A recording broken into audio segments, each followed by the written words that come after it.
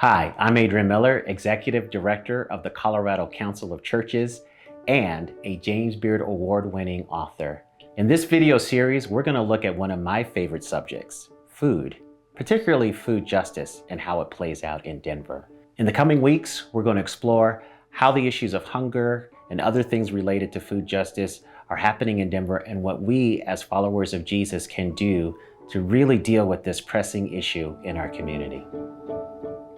In the book of Genesis, the human drama begins in a garden. This week, we'll take a look at small farms, growing food, and how food gets distributed in our communities. Our farms are a place where creation, care, and community come together. And so we'll look at issues of hunger, we'll look at issues of food justice, and we'll see how these pressing issues can be met by the church. Thank you for joining us for this journey.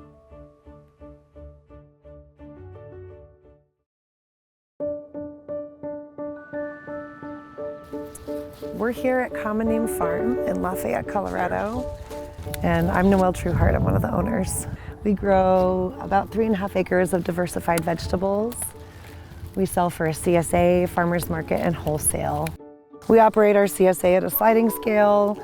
We are very picky about our wholesale partners. We only partner with folks who are prioritizing food access as their main jam. And we donate produce every week. There's one that's like... I've worked for lots of different farms, and all of them have had some manner of like food donation, food access, and more often than not, it was like an afterthought. Like things that were about to be composted went to like donations, which isn't dignified for anybody. So when I started Common Name Farm with Phil in 2020, we decided from day one that Common Name Farm would be different and that we would prioritize food access and make sure that the produce that we sent to food banks and other food access initiatives would be retail grade, grade A, top quality produce. When we talk about food, food is like the central piece of humanity. Like it's a cultural connector, it's medicine, it's like a source of joy and pleasure. And for a lot of folks, none of those things because they don't have access to it. Yep. That drives a lot of like why I feel super passionate about local food procurement and food access efforts. It's like we need to remove the barriers of low-income marginalized communities eating nutrient-dense real food. At a baseline, like I do not believe that local produce and high-quality food should only be accessible to folks that can shop at a farmer's market. You know, like even with programs like SNAP and WIC offering like their farmer's market bucks, the price point at farmers markets is really inaccessible for a lot of folks. And even if you're not talking about the price point, like getting to the farmer's market.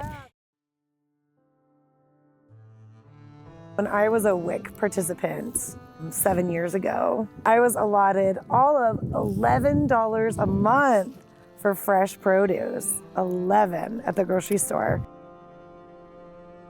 That would have maybe provided enough produce for a couple meals for me, which is not exactly looking out for our mothers and our young.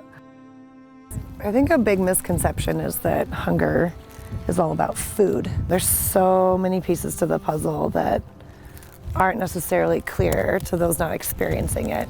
It's about rent, it's about medical debt, it's about marginalization, it's about job access, it's about so many different things.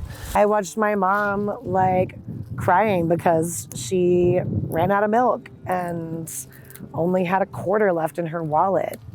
And I too, I'm a single mother and I've experienced food insecurity firsthand, and I can tell you it's a real thing.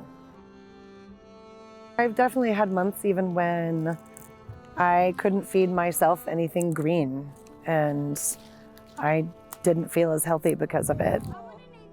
Yeah, it's like a very vulnerable thing to know you have to feed your child, but you don't necessarily know that you'll be able to feed them the healthiest food. It's an experience that no parent ever wants to have, ever expects to have, ever wants to have.